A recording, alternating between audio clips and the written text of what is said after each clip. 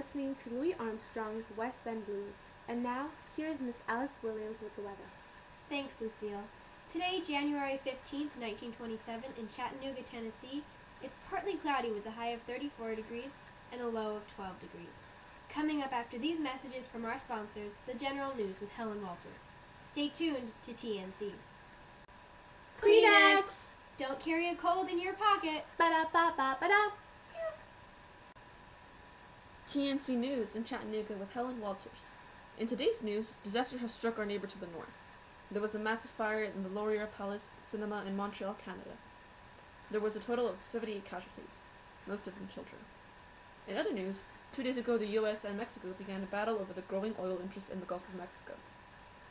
Today, on the verdict of Scoop's trial, or as you may know it, the Monkey Trial of 1925, the case was dismissed on a technicality.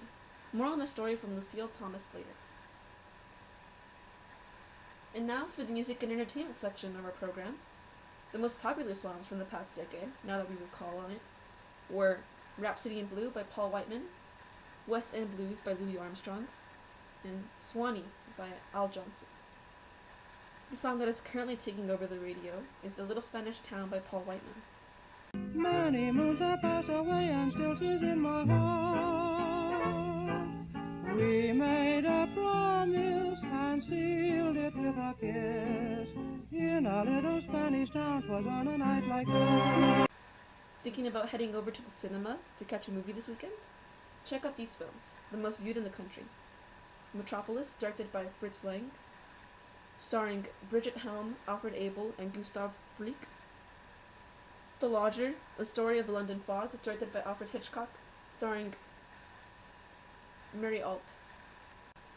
And now, here's the sports section with Alice Williams. On January 1st, the Dodgers announced the release of Zach Wheat. Also on the first U.S. coast-to-coast network radio broadcast of college football's Rose Bowl was made. Graham McNamee provided the play-by-play on NBC Radio. On the 5th, Judge Landis began his 3-day public hearing on charges that 4 games played between the Chicago White Sox and the Detroit Tigers in 1917 had been thrown to Chicago. Just a week ago, on January 7th, the Harlem Globetrotters played their first basketball game in Hinckley, Illinois. And now, another word from our sponsors. Director Friedrich Wilhelm Murnau recently announced the recording of his latest film, Sunrise, to be released in the upcoming months. A film of drama and romance, it's sure to be a movie for the ages. For TNC News in Chattanooga, I am Lucille Thomas. Our story begins in 1925 when Governor Austin Peay passed the Butler Bill and it came into effect. This piece of legislation was the first of the United States to prohibit the teaching of evolution.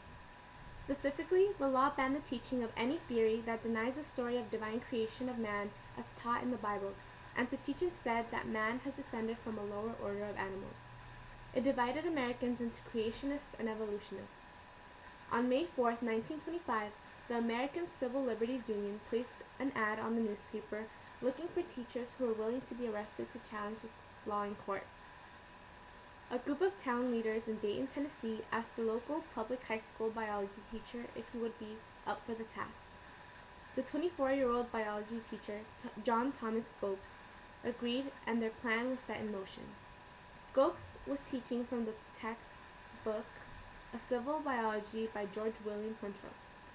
On May 25th, Mr. John Scopes was indicted for violation of the anti-evolution law by a grand jury. The trial began on July 10, 1925 in Dayton, Tennessee. On the defense were attorneys from the American Civil Liberties Union and Clarence Darrow, the most famous trial lawyer in the country. On the prosecuting side was William Jennings Bryan, the 3-time presidential candidate. Because of the nature of the trial, the attorneys turned the argument over Scopes' violation of the law into a question of the idea of evolution. It became an altercation between Darrow and Bryan over the origins of human life. Bryan, a Christian that insisted on literal interpretation of the Bible, accused Darrow of insulting the Bible, while Darrow stated that Bryan's literal interpretation was that no intelligent Christian would believe. Scopes was convicted of violating the law and was fined $100 by Judge Ralston. Less than a week later, Mr. Jennings Bryan passed away in his sleep. Darrow was denied the right to call on scientists to defend his stance. and he put William Jennings Bryan on the stand as an expert witness on the Bible, asking questions designed to undermine his literal interpretation of the Bible. The original verdict led to the passing of legislation restricting the teaching of Charles Darwin's theory of evolution in public schools in several states across the country, more prominently in the South. The verdict was overturned on the technicality that the fine should be determined by the jury and not the judge, and the Butler Bill was ruled unconstitutional. This proved a significant setback for anti-evolutionary forces. Today, we went out and talked to a strongly opinionated individual that closely followed the trial. Here's Helen Walters with the exclusive interview. Hello there, Lucille. Tell me, Mr. Greenwood, what was your reaction to such a controversial case? Well, I know I wasn't raised to believe I came from monkeys. My mama took me to church every Sunday, and there they told me I was made in God's image. I don't see why they're teaching our children that they are descendants from simple monkeys instead of superior beings. What do you think should happen now? Where should we take this position on evolution? Well, I think we need more legislation to keep our American values safe from the threat of lunatic scientists and northern city folk. Well then, Mr. Greenwood, thank you for your input on this controversial issue. This concludes our feature story of the day. Now we'll have some jazz to carry us on through the evening.